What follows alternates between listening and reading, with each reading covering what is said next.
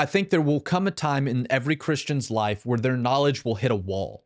That is, they've grown to know all these things, but now they're at a point where since they don't know the original language, they don't know the historical context, they don't know very much about church history, they can't spend all day every day reading the Bible. That continuing to grow, they're going to need assistance from others, from the church, from ministers, and I think also from scholars.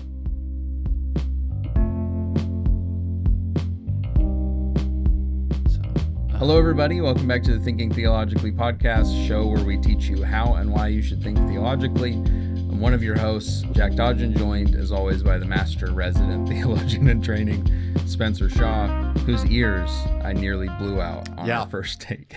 Yeah. This is our second time to try to get this started, and I might be a little deaf, so we'll see how we got too used to the reverse. And now that we've brought it back to the right way, we're having our struggles again. We haven't recorded an episode like this since a month ago, leading into all of our politics stuff. Yeah. So at the we were together at doing an episode at the beginning of October, right? And then we did there was solo stuff throughout the month of October. I did an interview in there, and then I've been planning. We've got a couple of exciting ones that will be coming up over the next couple of months, and hopefully beyond that, a couple more things that will hopefully be in the works. So I don't know. It's kind of weird, not just because it's been a while, but I know my mind's been like in conversation interview mode, which is a very hosting is one thing, and Jack and I have flip-flopped in doing that. Being kind of the primary voice, I guess you could say, is another thing. But then doing like an interview or a conversation is a third thing. So you have to kind of switch modes of, well, what am I doing? So, but it is kind of nice to get back to, I don't know, I guess you could say our roots or something like that, where we're used to, where it all started. However brief that is. Yeah. Because like the politics thing where we did an episode laying a foundation for the solo episodes and the interview that were to come, this is a similar sort of thing where you've already seen the title. We're talking about scholarship and the importance of scholars when it comes to church growth and how we think about them and all of this.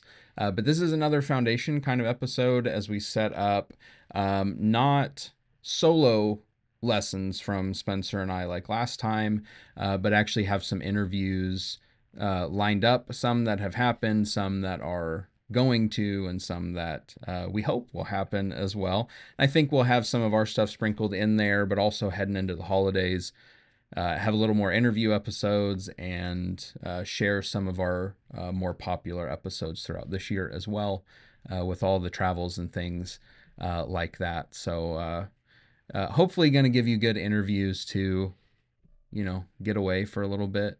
If you need a break during the holidays, just go listen to a couple people talk, fall asleep to it, whatever. Just let it sink into your brain. That's what I do with a lot of interviews. But that's what we're doing today, is laying this foundation about scholarship and the importance of those things, maybe how we think about them in both negative and positive ways. Before we do that, I want to encourage you to go check out the Facebook page, Thinking Theologically, as well as our website, thinkingtheologically.org, where you can find our previous episodes.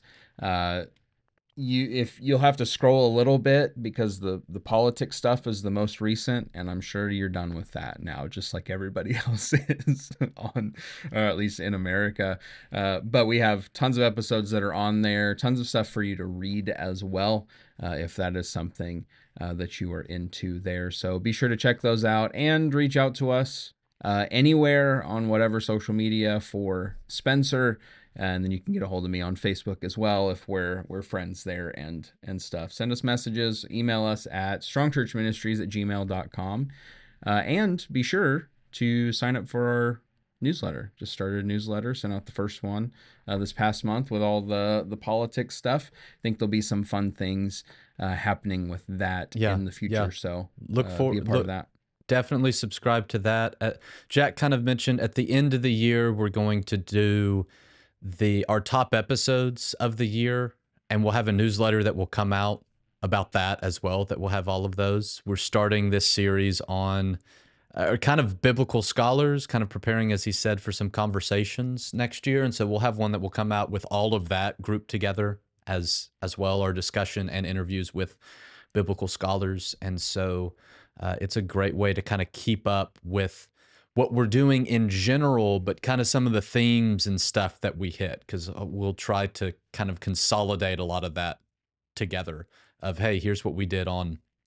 politics, and here's what we did on biblical scholars, and here's our top stuff from the year, and all of that fun stuff. Um, All right. The title for this one, a little longer than normal, but why biblical scholars and PhDs are essential for the church's spiritual growth. A pretty big assertion there yeah. from the title. So that's what we're going to discuss today. A little bit about scholarship and all of those things. Spencer, some Christians, I know some, I know several, you know several Christians who are pretty concerned. They have a lot of reservations about scholarship. Why? Why do you think that is?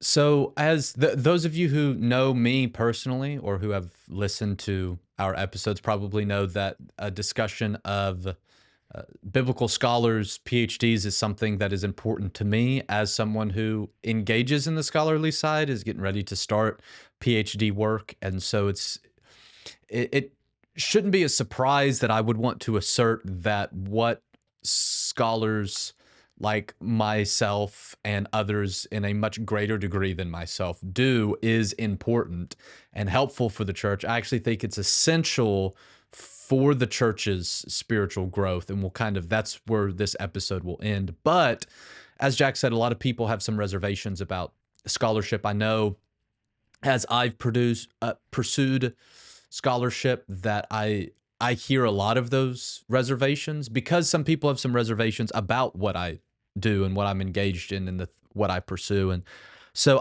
I wrote down four that immediately came to my mind. These aren't the only four. I guess these are probably the four that I hear the most often about people's concerns and reservations. Like I said, a lot of people, some just outright want to get rid of scholarship, but Mm-hmm. most that I know, it's more of a reservation. It's not a, well, let's attack and get rid and burn scholars at the stake or something like that. But it's more of, I have some concerns about what Mm-hmm. I know in my experience with biblical scholarship. The first thing that I wrote down is that a lot of people feel that biblical scholars are all liberal. And so to become a scholar, to listen to scholars, what that's going to do is it's just going to turn you into a liberal. And for some at that point, there's nothing left to save you. So my first response to that is that in my experience, scholarship doesn't turn people from conservative into liberals or vice versa from liberals into conservatives. It actually moves people more towards the middle. And again, in my experience, most people that go into scholarship as conservatives remain conservative. They just move a little bit towards the middle. Those that go into scholarship liberal tend to stay liberal. They just move a little bit towards the middle. And I've seen that firsthand of when I went into school. I saw this with people that were coming into school very, very conservative, very, very traditional, and people coming in very, very liberal, very progressive. And I watched them move more towards the middle and become a lot more similar than they were going into school. Though the people that I knew that were on the liberal side continued to stay on the liberal side, and the people on the conservative side continued to stay on that side. Now, there's exceptions of people, I guess, flip-flopping the aisle. That does happen. But generally, that's not what happens is people move towards the middle. But I think sometimes we get stuck in our mind people who do flip flop or who were Christians and engaged in scholarship and are no longer Christians, because there's examples of those out there. I know Bart Ehrman, Mm-hmm. who's actually one of the best scholars when it comes to the Gospels and the context of the first century of when the Gospels are being written, though he went into scholarship as a conservative Christian, and now he is no longer a Christian. So I've seen people hold him up and see, like, that's what scholarship does to you. No, that's what it can, but Sure. that's what Yeah. any type of studying can do. You can give somebody a Bible just to read, and it can change them into all kinds of different people or different beliefs. But generally, for the vast majority of people and scholars, that is not what happens. It's not I'm just going to become liberal. It's moving more towards the middle. And with that being said, there are conservative scholars. There are a lot of Mm-hmm. conservative scholars. Scholarship is not just something that liberal people do. There are tons of conservative scholars and conservative scholarly institutes. So all over the country, there are Baptist seminaries. Like in almost every decent sized city, there's some kind of Baptist seminary. And they're all conservative and they're filled with scholars, some who are very renowned in their fields. And it's all conservative scholarship, all connected generally to the Southern Baptist Convention, all pretty conservative. And so there are conservative scholars out there. You can actually, if you're ever looking for like a scholarly commentary, there's a website. I think it's like biblecommentaries.org or something like that. You can Google it, but first off, they rank commentaries. So people rank them, and big time scholars will put together their lists. So, Scott McKnight has a list of his favorite commentaries. Nijay Gupta has his famous commentaries. Patrick Schreiner, I believe it is. He's a conservative scholar at Midwestern Baptist Theological Seminary, I believe. He has a list of his favorite commentaries, but they also note what's a Catholic commentary, what's an evangelical commentary, which is a conservative scholarly commentary. And I say that to say there's a lot of them if you ever want to go in and look into it. And so, because of that, because there are conservative scholars as well as liberal scholars, because scholarship tends to move people more towards the middle than towards the extremes, I would say that perhaps if the scholarly consensus is too liberal or too conservative, then you're likely too far to one of the extremes. If all of scholarship you think is way too liberal or way too conservative, it's probably because you're at some extreme. Now, I mentioned the scholarly consensus. This is important to me. There are consensus among scholars about things. That doesn't mean that that's correct. And one of the jobs of scholars is to test the consensus, is to question the consensus. And we'll have more to say on that as we move through it. And every scholar believes things that is not the scholarly consensus. Like, that's what makes them a free thinker. Of all of them have something of, yeah, most scholars don't believe this, but I do.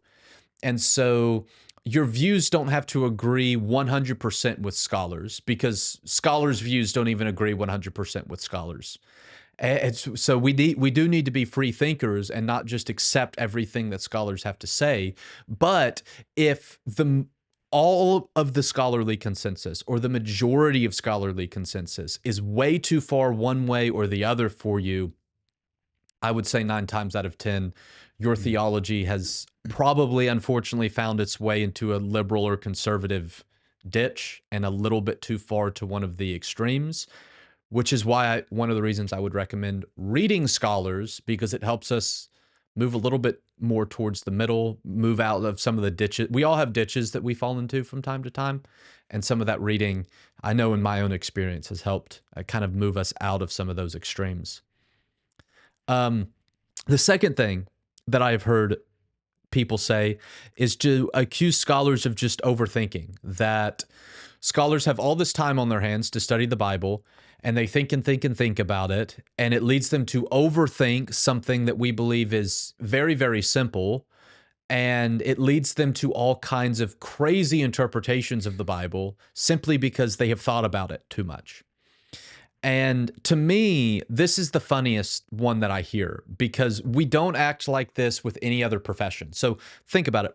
What other profession do we believe that the more a person studies, the less they know? Most of us wouldn't think, well, I don't want to see this doctor because they study medicine too much. Or I don't want this person to build my house because they know too much about building a house. Or whatever profession it may be. Typically, we think that the more the person studies someone, the more they know, and the more they can make educated decisions or come to educated conclusions. But for some reason, when we go to biblical scholarship, we think, well, no, the more that you study, the dumber you become. And I don't get it because we don't believe that in any other aspect of life. Interestingly, in our teen class on Wednesday nights, we're working through parts of C.S. Lewis's Mere Christianity. And so before we were recording, I was reading a section of that to prepare for our discussion tonight. And Lewis actually argues that we should expect things to be complex because of our understanding of God. And that's not him saying that, like, the plan of salvation, you have to be a biblical scholar to understand. We'll talk about that more here in a minute too. But he's like, our understanding of God, we should expect things to be complex. And he gives this example. He talks about the desk that he's sitting at and writing. He's like, we may say explaining it is simple. I'm sitting here looking at a brown desk. But he said, if you ask a scientist and they what's going on and they explain how the photons of light are coming into our eyes and the way that our eyes understand the imagery and transmit it to our brain, and it becomes a very, very complex thing. And he argues that life is complex and we should expect it to be complex. And so we shouldn't oversimplify things. And he takes that into the Christian realm and it's like, so when we're talking about our faith, we should expect things to be complex. Not that, again, you have to be a biblical scholar to be saved, but we should expect a certain level of complexity. And this is something else that I found to be true engaging with scholars, is that in actuality, the more you know, the more you realize you don't know. So you ask a scholar who studied the Bible their whole life, they're going to be much more aware of the things that they don't know than the things that they do know. People who think that they know everything tend to be those who have the least amount of knowledge on the subject, because the more that you know, the more it opens up to all the things that you can know or you wish you should know, all the things that you don't know. And so for scholars, it's typically not even a thing of they feel like they know it all, but they feel like they don't know very much at all. And that's why most scholars have a very fine area of expertise. Like a New Testament scholar is probably not going to be an expert in the entire New Testament. They'll be on Paul. And even within Paul, typically like one letter of Paul. Like they're an expert in Romans. And they might talk about Paul, but they're going to be most comfortable talking about Romans because that's the one thing that they study. Or a Gospels person, but they're going to have one gospel that they spend the majority of their time in, because they not only realize I can't know everything, but if I want to know anything about something, I have to focus in. And so they're going to realize, yeah, I'm a New Testament Gospels guy, but don't talk to me too long about the Gospel of John because I'm a Gospel of Matthew scholar. And so it really doesn't bring them to think that they know everything, but that they don't know a whole lot. This is a quote or a paraphrase, actually, of something that Neil deGrasse Tyson said. Now, he was poking fun at a particular politician. We're going to leave that part out of what he said. But the first part of what he said that I'm going to kind of paraphrase here, I found tremendously insightful. He said, "How sad life must be to believe that everyone who has spent their entire life studying something is trying to deceive you." And it's kind of the world that we've come into. But I think that's a good point about how sad it must be to go through life to think that everybody's out to get you, particularly those who devote their life to studying the Bible or studying science or whatever. and just want people to know what they found. And everybody thinks, no, you're just trying to trick me Mm. for some nefarious reason. It's just, it's not true. At least I haven't seen it. The third thing is sometimes people are concerned that scholars threaten inspiration, that some of the things that they believe, particularly when they don't believe what someone understands as the literal meaning of the text, which is funny because the literal meaning of the text is typically determined by the person who's defining what it means for something to be literal. There's not a hard and fast rule for what a literal reading of the text looks like. Mm. Part of that's because you actually have to classify what kind of literature are we reading. So like, is the story of Jonah poetry or history? That's going to determine the literal meaning. If you define it as poetry, a literal meaning is going to be figurative. If you define it as historical, a literal reading is going to be historical. And we could dive into that more. But some people think that because of what scholarly consensus is on things, it threatens the fact that scripture is inspired. And I think part of that is because a lot of scholars, the subject is approached a lot of the times historically. So I know some of what I'm wanting to do with the historical Jesus is thinking about the Gospels not as a Christian, but as a historian. And so that comes off to people of, well, you don't think the Bible's inspired? No, I do. But if I'm going to be a historian, I have to set that try as best I can. I can't do that perfectly, but to set Mhm. that aside so that I don't read the history as a biased observer and make it say something that it's not trying to say because my faith makes me want to say it. And a lot of the times that's what scholars are doing. And we think, well, that threatens inspiration.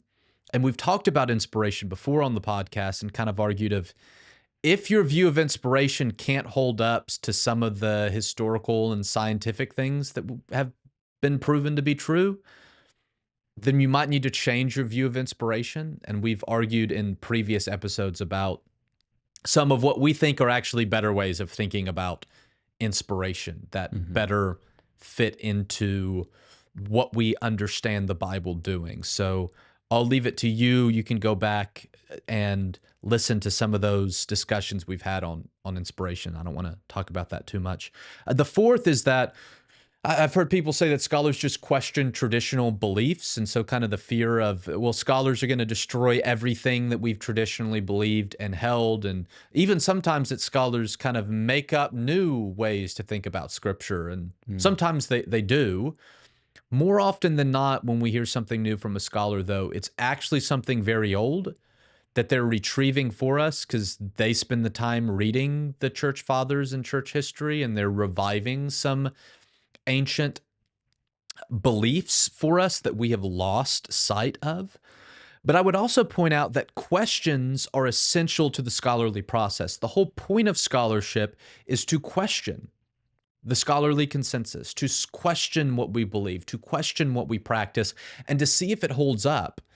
And if it doesn't hold up, it's probably wrong. Like that's the whole point that we have scholarly journals that are peer reviewed. And it's I'm arguing something, a bunch of my peers that are also experts are going to read it and see if the argument holds up before it's published. Like we don't just publish stuff that somebody made up, but it has to go through a peer-reviewed process to make sure that it reaches the level of what scholars are trying to achieve. And so I would say that if your belief cannot withstand criticism, if you believe something and it immediately falls apart anytime it comes in contact with a scholarly argument or a historical argument or a scientific argument, then you probably shouldn't believe it. And the whole point of scholarship is to spend time challenging beliefs and to see which ones stick, which ones hold up. And as someone who engages in scholarship, I don't believe in any way that scholarship destroys our Christian faith. Our Christian faith holds up very strongly in the face of criticism, historical criticism, theological criticism, philosophical criticism, scientific criticism. The problem is sometimes some individual beliefs that we hold dear don't hold up. And that's what gives us Mm-hmm. reservation about scholars, because we don't want to give up something of, well, I've believed this my whole life. It doesn't hold up very well when scholars analyze it. So it's easier for me to reject the scholar than it is to try to change my own belief. And so we just say, well, they're liberal, or they're overthinking, or they don't believe the Bible's inspired, or they just like questioning traditional beliefs. And in reality, from someone that is in some degree a part of the field, that's just not what happens. 9 times out of there's bad scholars, just like there's bad plumbers and Mm-hmm. bad Yeah. doctors and bad whatever job we can think of. But the majority, that's not what's happening in scholarship. And again, most scholarship that's put out that goes through a peer review and editing process is to root out that bad side of scholarship and to keep that from actually getting out to the public. Yeah, a couple things come to mind. So first, bestcommentaries.com. That's what There I you looked go. it up. Yeah. Best I use commentaries. it all the time. It's a very helpful resource. Um, so there's that. Well, I was thinking about that last one there about questioning traditional beliefs and thinking through, having just done all the Unseen Realm stuff this year. Dr. Michael Heiser's book and several books that he's published. He is a big fan of footnotes. In fact, sometimes the page he wrote would be this much, and then he would have all these quotations at the bottom underneath that he's referencing.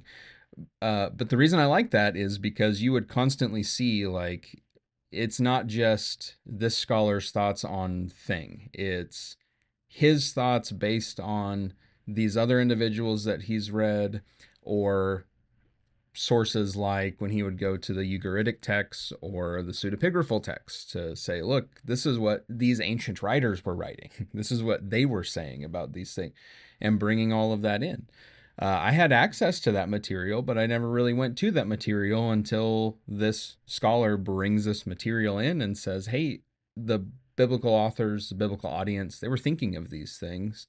And so we should have an awareness of them and an understanding of those things. Well, he presented what to me was a new thing, but it wasn't really a new thing. It was something that's rooted in all of this older stuff that has written, that he did the work of studying and bringing to the attention of the masses, quite frankly, because it's become a lot more popular as a view. But we have to be careful in understanding that new to me does not equal new belief entirely. There are things that I've heard that other groups teach that I go, wow, I've never heard that in my life, and they've been teaching it for hundreds of years. Like it's a way they think of the Bible in a different way from me. I'm not saying that it's right, wrong, or otherwise, but that it's new to me. That doesn't make it new necessarily. And Spencer did, yeah. Sometimes they like, here's a new way that nobody's ever talked of, and whatever. Okay, and then others are bringing up, this is how they used to talk about these things, and we lost this for this reason, that reason, whatever. And we have to do the work of listening and then being skeptical ourselves of their information, not just accepting whatever scholar A or B says, but also not going, well, I'm not listening to any of this because the scholar said that. No, let's do what they do. Hear what they're saying, ask the questions, examine what they're bringing to the table, look at where they're getting this information from, and doing that work as well, which I think we'll say a little bit more here in just a moment. But don't wholesale accept and don't wholesale write off with scholars. It's just a mistake to do that. Um, Even if that's the easiest thing to do when your beliefs are, offended or attacked or questioned, is to just write off the questioner. But don't do that. Actually dig in and try to understand what's being said and where they're coming from and what merits it may or may not have.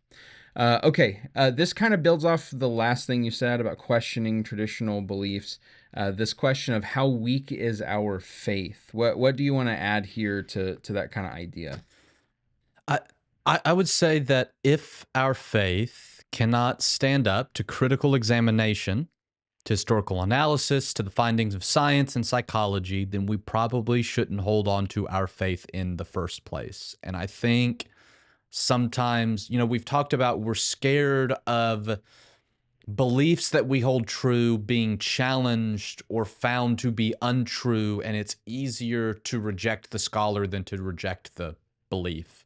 Mm-hmm. But I think sometimes what that shows is that we have a weak faith, that we don't think that our faith can hold up to examination, so we don't allow it to be examined. And I don't know about you, but if my faith quickly got destroyed when put under a microscope, I would want to know that, because I'm wasting my time placing my faith in whatever it is, not just in God, but in anything else that I want to place my faith, my trust, my belief in. I don't want to waste my time. And so we need to allow our faith to be examined. And I also believe that the truth and richness of our faith is found in the intersection of all God's truth. And every truth is God's truth. So, not just theological truth or biblical truth, but historical truth, scientific truth, psychological truth. All of this is God's truth. And our faith becomes so rich when our faith is allowed to intersect and come in contact with all of these other places where we can find the truth of God. As I said, not just in scripture, but all throughout the world. When our faith can come alongside what we as human beings have discovered about history or about science or about psychology, anthropology, the human condition, it grows into a deeper and richer faith, because we see how our faith connects with the rest of the world that God created. And I would even argue that God created us to be human beings that questioned and search. Like he wanted us to try to understand how our universe works. That's science. He wanted us to understand how we operate as human beings. So you think of things like psychology and medicine. God created us to desire that and to seek out truth. We are to be truth seekers, not just theological truth, but all truth. And because God created us that way, and because all truth is God's truth, when we allow all of these to be harmonized together, it creates something more beautiful than separating them out. But at the same time, I would say this, just a little side note, we have to let each do their thing.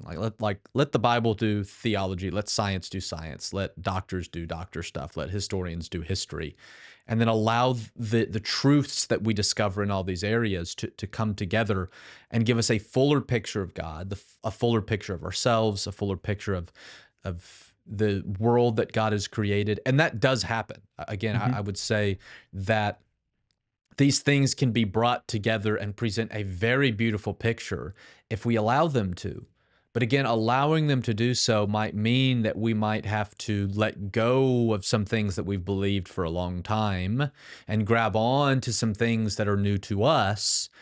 Because when everything is critically examined, it kind of forces us to say, okay, that doesn't seem very plausible. This seems to be a better explanation of what's going on here. And by doing that, I think we actually grow in our relationship with God and our understanding of God. It doesn't destroy faith. It actually enhances faith. And Mm-hmm. again, talk to any scholar, any scientist, any historian who is a person of faith, and they will tell you that. Like, yeah, for some, it destroys faith, but so does going to church. I mean, for some people, going to church, especially if they had a bad experience, destroys faith. So if we think, yeah, generally going to church is a good thing and enhances your faith, it doesn't destroy it. Yeah, that's true. There are exceptions. The same thing is true when you engage in these other fields of, generally it helps our faith, though there are times that Mm-hmm. it doesn't. But those you can't make a rule based on something that seems to be a small exception. And we understand that when we're defending our faith. We don't understand it in some of the areas that make us a little uncomfortable sometimes. Yeah.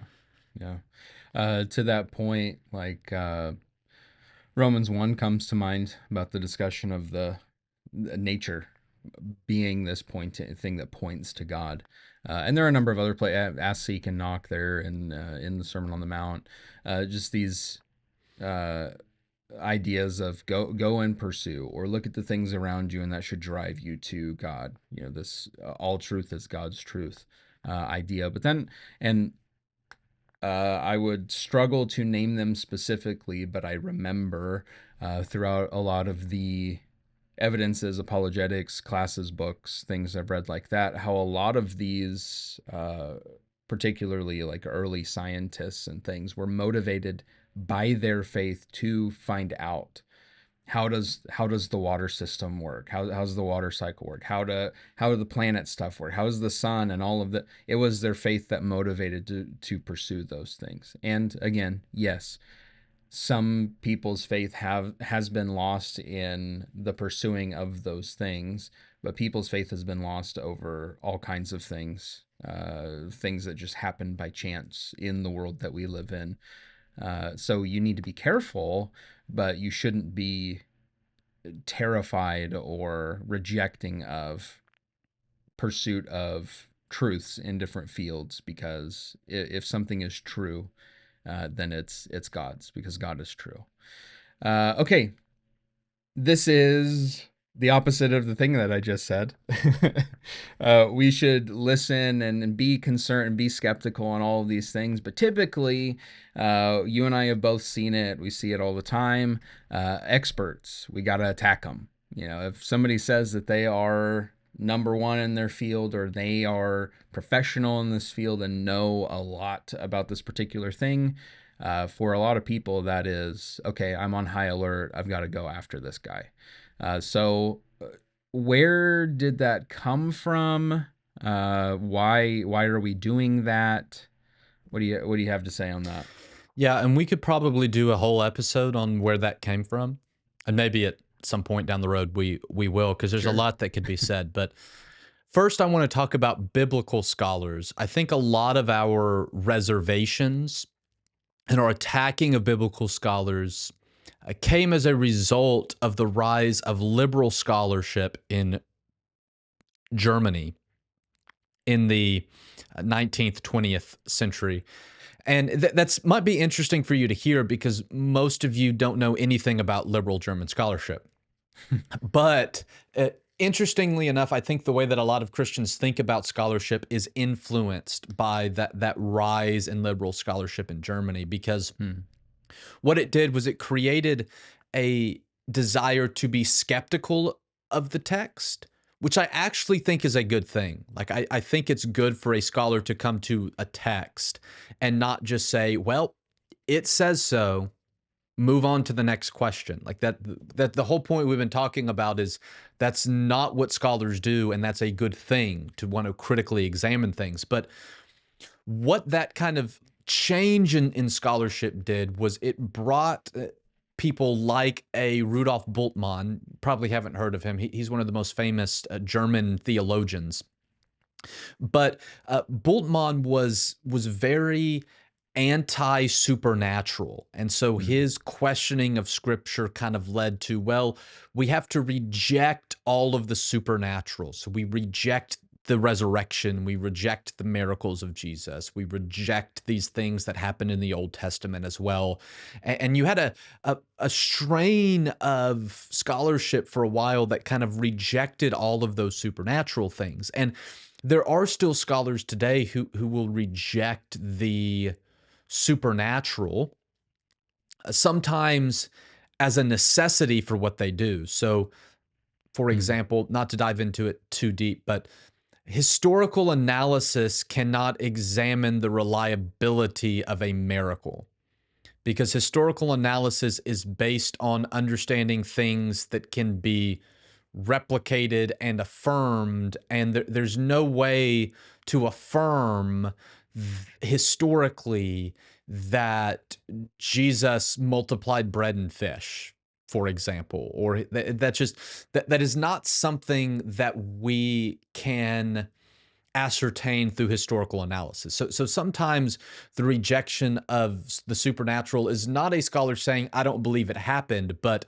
as a historian, I can't make a truth claim about something that's a miracle, because that is outside of what a historian is able to do. It's kind of like a scientist can talk about the world, but they're limited in truth claims about like purpose. Like, what is the purpose or what is the meaning of things? Like, that's not a scientific question. It's not that a Mhm. scientist can't believe that there's a purpose in this or there's some meaning that God put into it, but science can't prove or disprove that.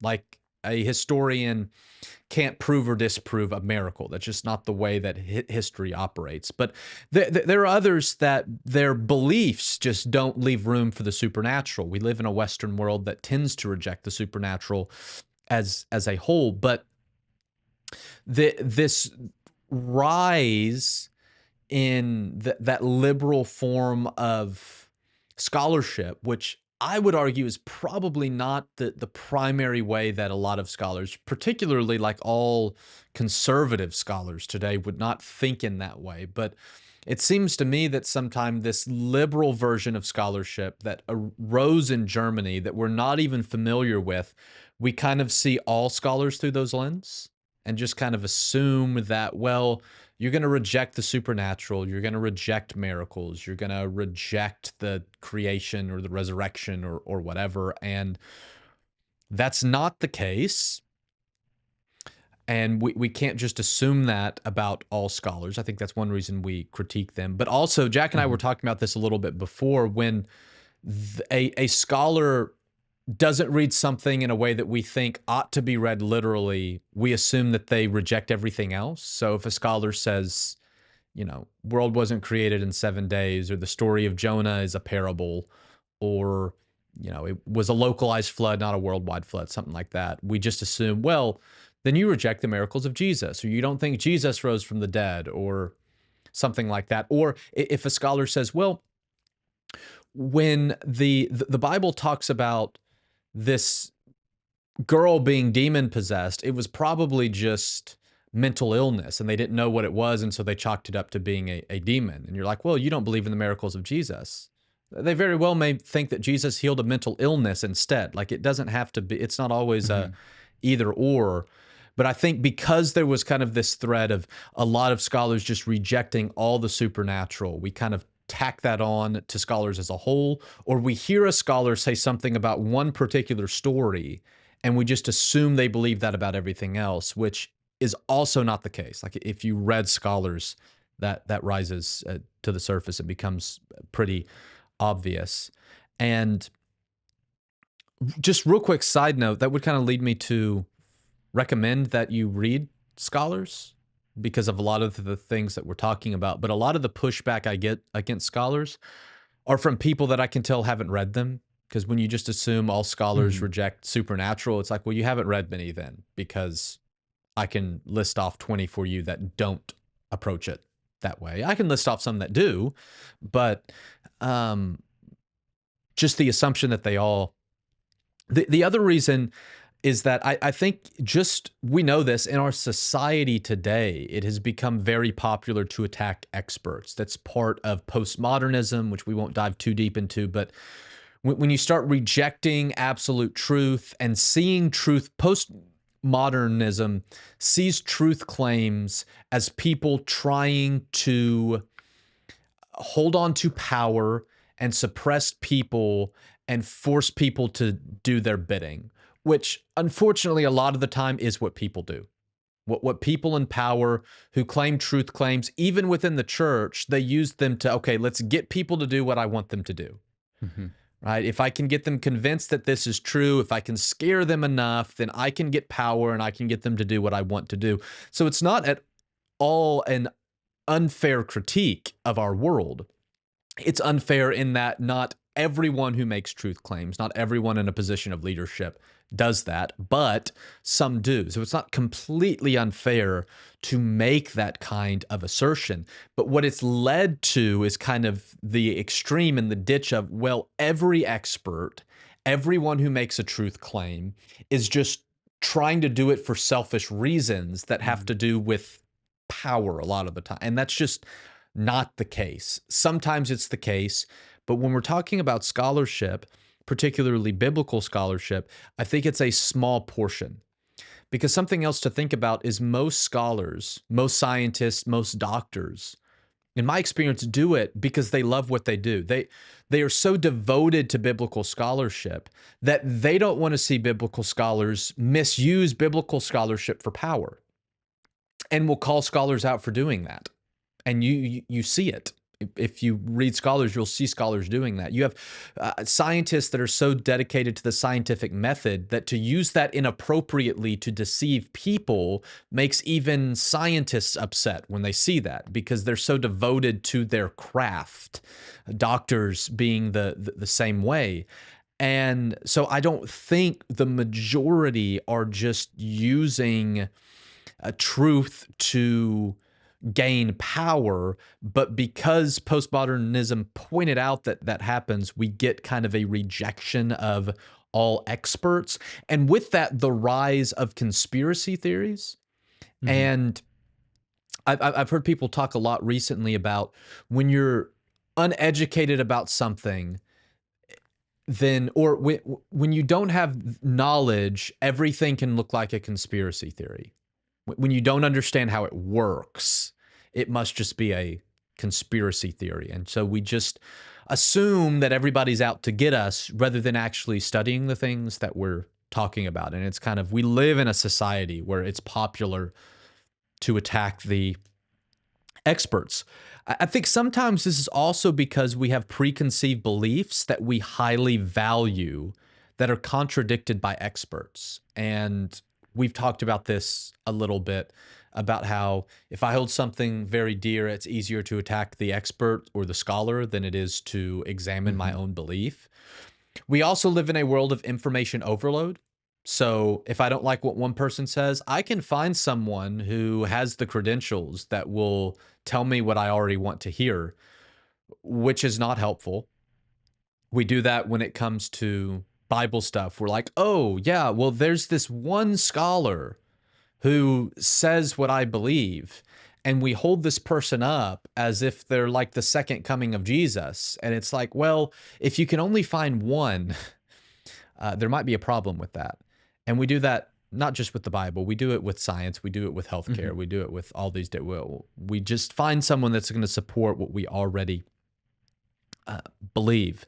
But this is kind of, we've kind of laid out where we are. And now I kind of want to begin changing course to talk about where I think we need to go and why we need to go there. So we like attacking scholars. We're afraid of scholars. We have some reservations about scholars, but we all still live based upon the teaching of scholars, which is something to understand. If we're going to reject scholars, we are being, we're kind of living a double life. We're being a little bit of hypocrites, because you can't fully reject scholars because it's impossible to live without believing the teachings of scholars. And so a couple of examples is, generally we all follow our doctor's advice, though that's becoming more and more questionable, unfortunately. But generally we trust our doctors. Most of us, again, unfortunately, there's exceptions to this, but most of us believe that the earth revolves around the sun, or that the earth is round and not flat. Most of us believe that. Well, why? Because most of us, the average person, can't prove it. They can't prove that the earth revolves around the sun. They can't prove the earth is a sphere. They can't prove gravity. We don't have the knowledge or the instruments to prove it. We're not watching the earth revolve around the sun. We're not going out to space. Why do we believe that? Why do we believe that the mitochondria is the powerhouse of the cell? You know, why? Well, because experts have told us. And we accept these things as being true, as we should. It's impossible to live in a world without believing experts, because we can't hold all the information ourselves. We can't, all the information that we want to know or need to know can't all be held in our one brain, nor do we have the ability or the time to go and investigate and learn everything for ourselves. Everyday life requires us to believe experts. When you go to the store and you buy food because you believe the food is going to have some kind of benefit for you, why are you doing that? Well, you're trusting some kind of expert because you don't know that firsthand. Why do you cook chicken to 165 degrees? Well, because some expert told you, have no way of knowing. You're not there with your microscope looking and seeing if all the salmonella is dead when you cook it to this temperature versus that. You do it because you're trusting some expert. And so it's impossible to live in our life without trusting experts. So just saying that, no, we're going to discount all experts is illogical because that's not the way that life works. And so I would extend that and then ask, why is faith any different? Why, when we come to faith, do we think that we have to reject all scholars versus them having a essential role in our understanding of the Bible and our growth, like they function in our everyday life, even if we don't believe it? We don't have to blindly believe things. Faith does go beyond what we can prove, yes, but it doesn't mean that we just have to blindly accept everything. It's okay and even good to try to verify the things that we place our faith in, to critically examine them, to let them be evaluated. There is absolutely nothing wrong with doing that. But why should we start with the assumption that experts don't know what they're talking about? Rather, starting with, hey, this person's an expert. I should listen to what they have to say, but evaluate it, verify it, do some thinking of my own instead of just outright rejecting everything that an expert or someone with a PhD might try to tell us. Yeah, there's some of the things really quick that come to mind here are the Jews in Thessalonica versus those in Berea of the, well, Paul is bringing this information to us. We can either form a mob because this goes against my established belief system, or I can go and evaluate these things. And then in some cases, you do have those that are like, yeah, I'm convinced in the conversation. But that's what we're talking about here. The same thing happens to Jesus. They're constantly looking for these ways to, hey, we need to shut him down. We need to get him out of here. We got to do something to this guy. That it might be fair to say that that is just a natural reaction that many of us have, and especially when you think about culturally for us, those of us who grew up with 9/11 as part of a backdrop of our upbringing, and all the COVID stuff that is part of our life, but backdrop of the upbringing of some of these others that were like, hey, maybe all the truth wasn't there about these wars or this or how we handled all this stuff. We have a lot of distrust, and I'm not going to, again, we shouldn't just completely accept right off the bat, but we shouldn't completely reject either. Ask the questions. Jesus loved the disciples saying, hey, what did that mean? and asking the questions. Paul loved the people that said, we want to hear more about this. Tell us a little more about this. Let's go a little deeper on this. And so, biblically speaking, just think about what camp you want to be in. Do you want to be those that form the mob, that stop their ears, rushing towards Stephen? We don't want to hear any more of this. Do you want to be those that are open to, let me hear what you have to say, but then I'm going to do the work to evaluate this stuff and see where I stand on all of this? Where do you want to sit as far as all of that goes? Because we depend on some amount of information to get through every single day. That's just the reality of it. We need to understand that that's part of our normal everyday life and should be part of our faith as well. Though we do want to say this, we have this line here, and I'll let Spencer add to this. Scholars are not necessary for salvation, so they're important. They matter. That's what we've discussed. We need to be careful about how we handle all of this, but they're not necessary for salvation. What do we want to say about that point, Spencer? Yeah, so this kind of leads us into a little bit of a discussion of, okay, so if scholars are important, if we need them just for everyday life, but also our life in the church, we shouldn't just reject them. We should allow our faith to be questioned and examined. This kind of leads us into, okay, so what function should we carve out in our faith and in our churches for biblical scholars and those with PhDs and with education? Well, the first thing that I would say though is that people do not have to be biblical scholars to be saved. I've heard people say, well, if scholars are right in how in depth they think about these things, then to go to heaven or to understand God, everybody has to become a biblical scholar, and that's just not the case. That's not true. No scholar would think that as well. I would argue that the foundation of the gospel. So we think of our salvation through faith in the life, death, resurrection, and ascension of Jesus, I think is intentionally not complex. So like where you need to get to be saved is intentionally not complex. Now, you could dive deeper into some of those things and it does become complex. So you think of like the life of Jesus, how can we conceptualize God's nature and human nature coming together in Jesus of Nazareth? Like, well, what does that mean? Well, that's pretty complex. The Trinity is pretty complex. What happened on the Mm-hmm. cross? We've done an episode on that. Is pretty complex. The theology of the ascension can get pretty complex. So you want to dive deeper into those. It does get complex, but kind of Mm-hmm. just at a surface level of what we would say is necessary for salvation. None of us need to be a biblical scholar. But as we're going to argue as we close, to dive deeper into those topics, that's where scholars can be very helpful for us. And so I would then say, no, they're not biblical scholars are not necessary for salvation.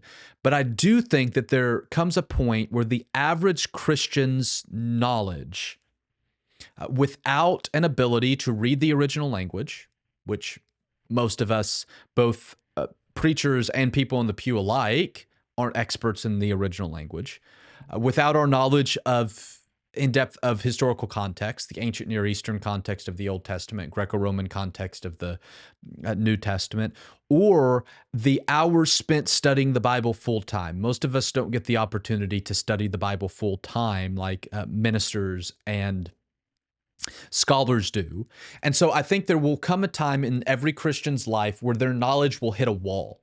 That is, they've grown to know all these things, but now they're at a point where since they don't know the original language, they don't know the historical context, they don't know very much about church history, they can't spend all day every day reading the Bible. That continuing to grow, they're going to need assistance from others, from the church, from ministers, and I think also from scholars. And that kind of leads into the last thing that we'll talk about of the contributions of scholars that help us to grow deeper into our faith. And that's why, so that goes back to the title, why I said it's essential for our spiritual growth. Because while we can grow, if we want to prevent ourselves from becoming stagnant as churches and as individual Christians, there's going to come a point where we have to engage in scholarship. Mm-hmm. And so that's why I said the church's spiritual growth, because as individuals, we may be in a place where, okay, yeah, I don't need that stuff right now. Like we're elementary principles, as the New Testament talks about. But for a church as a whole, if we want to dive deeper than just some of the stuff that's on the surface, we're going to need some help. We're going to need some help in understanding the language, understanding the context. That's where we can begin these deeper dives. Otherwise, we just end up sitting here and patting ourselves on the back because we've learned it all, and there's nothing more that we need to learn. And I think the only way to go beyond that is to begin to engage in some of the scholarly side of these discussions. Yeah. Uh, One thing I'll say before we get to our concluding stuff here is I hit a certain wall with baptism. This is genuine. There's a lot of things like this, but with baptism, of knowing New Testament things and those verses and being able to quote them or point you in the direction of them and things like that. And it was studying those who had spent more time with it, who looked at some of the history of those things, some of the Old Testament in relation to those things, as far as how that thread develops. Where my overall position on baptism being necessary for salvation has not changed for me, but you know what has happened? My arguments are a lot better because of the people that have gone deeper into this. Because I've had to wrestle with questions of why do those people believe differently about baptism, and had to deal with the thinking through that and questioning and looking at that and uh, diving into all of that stuff made me come out of it with a stronger belief and better understanding and better foundation of that particular subject, which now I, not a scholar by the way, but I absolutely take some of that and turn that around to the congregation that I'm a part of. And so, whether the congregation knows that or not, the teaching, at least on baptism, some of that is scholarship is responsible for some of that through me because of the things that it is a part of what we do, and it's a part of so probably your favorite preacher is bringing you some degree of scholarship that they've spent time with because they weren't afraid of those particular things. And I say all of that to say this is the opposite of the yeah, but if you start studying these things, you're going to lose your faith. There are many, myself included, who, as you study these things, you go, man, I'm more entrenched is not, maybe it's the right word, but it's not a word I like. But I have a greater understanding and appreciation and even understanding of how this connects throughout the entirety of the Bible than I ever did, and have more of a belief in these particular things. That's the alternative. That happens too. And it was only because I allowed those things to be questioned and looked at and listened to those who maybe, overthought the subject that I went, man, okay, this is actually way more important than I thought it was before I got started. Okay, contribution of scholars. Something, I mean, I just kind of said this, that, some of the studies I've done through me, it's coming out. I know that happens in your congregation, of some of the work you've done comes out. This is the case with so many ministers that I know, or other Bible students, teachers that I know. There are a lot of things scholars have contributed to that we may not realize that we're standing on their shoulders in that sense. What do you want to highlight here when it comes to scholarly contribution? So for me, there's four primary contributions that scholars make that allow us to grow in our faith, particularly beyond kind of that surface level, as I said. But this first one is kind of required from a lot of us in our faith, is that I think the biggest contribution of scholars is our English translation. So Mm-hmm. we wouldn't be able to read the Bible in English if it wasn't for scholars putting together committees in order to translate the Bible. And that's true whatever English version you use, right? So we could get into debate about what's the best English version. Do we use King James, or we ESV, or we NIV? Like what, all of that we can debate, but every single English translation we have because of scholars. Also, the only reason that we have the manuscripts in order to make those translations that are accurate are because of scholars. So, in essence, without scholars, we wouldn't have a Bible to read.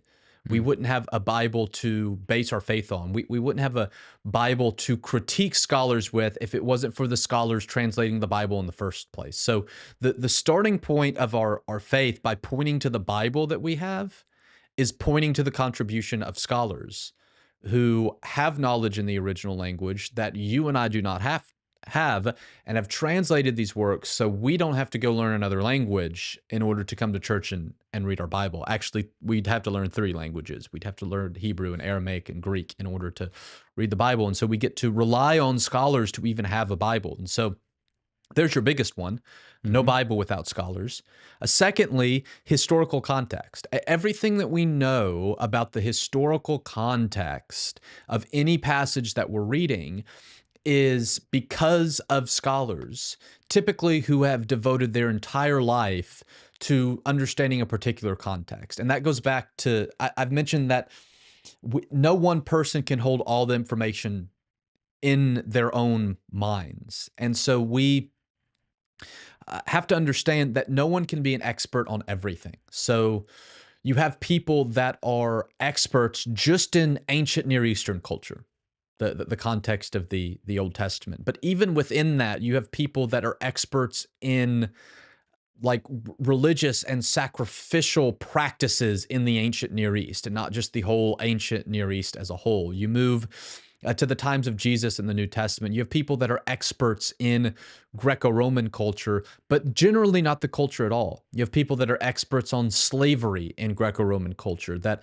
experts on letter writing in Greco-Roman culture, that are experts in Second Temple Judaism that existed in the time of Jesus. And my point is that even within scholarship, no one scholar is an expert just on everything of one culture. It's typically a piece of it.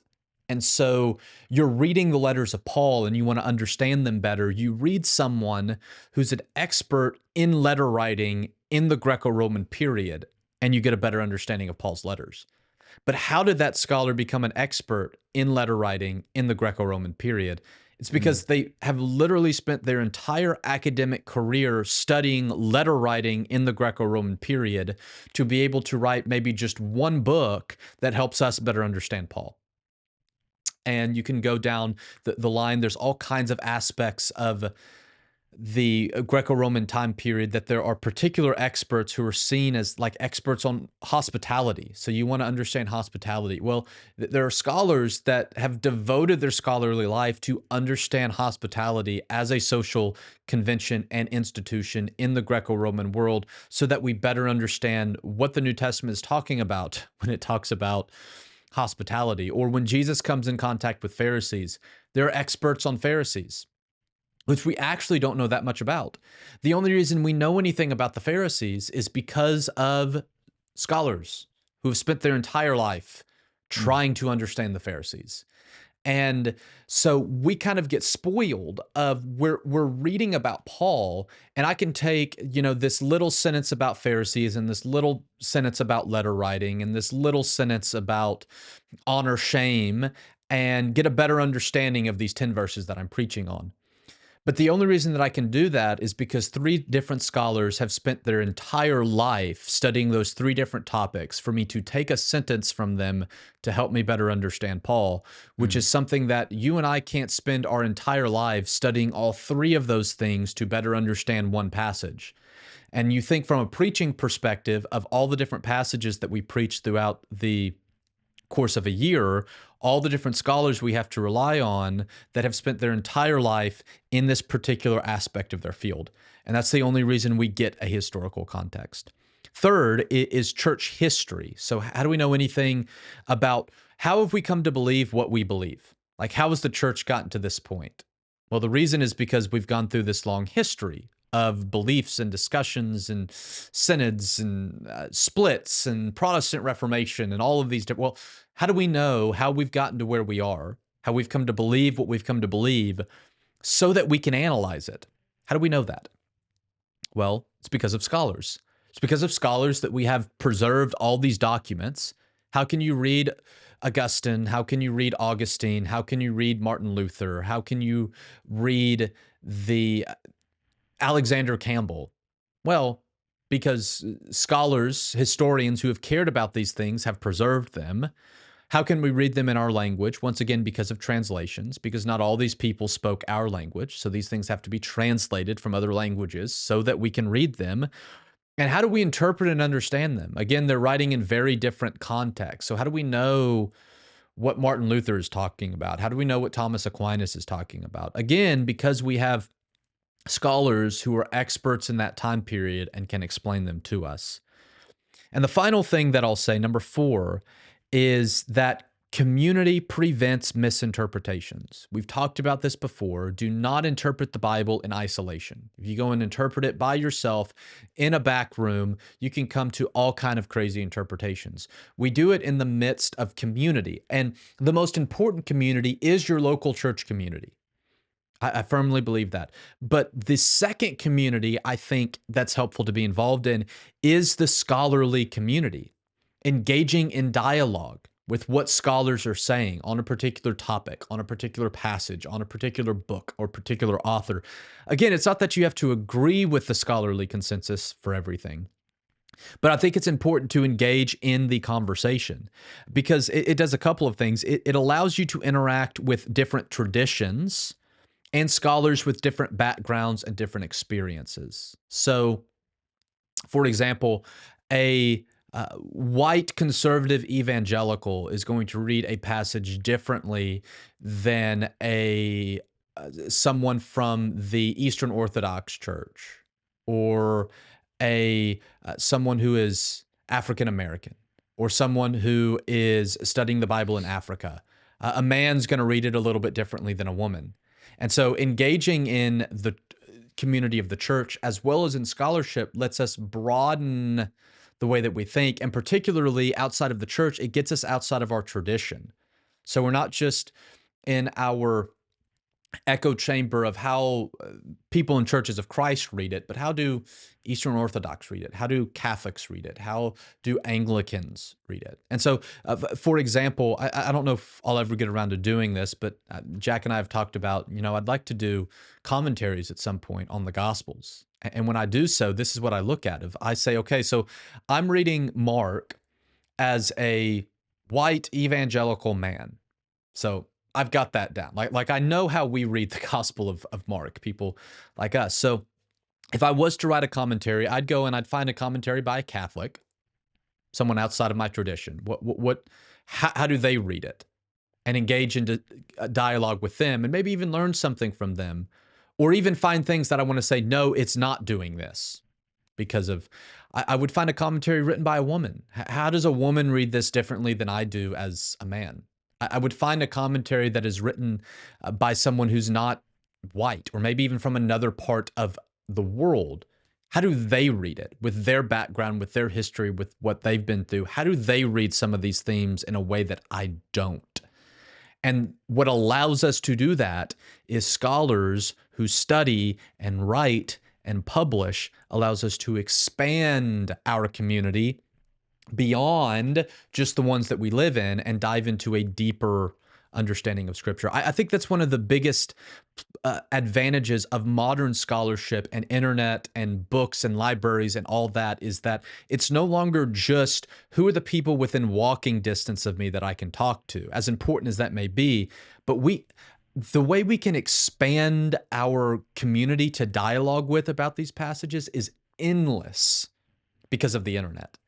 And the fact that we don't want to use that, to me, is not only troubling, but also very unhelpful for our growth as churches. So, you want to talk about what I think is essential for our churches to grow and as a group not be stagnant.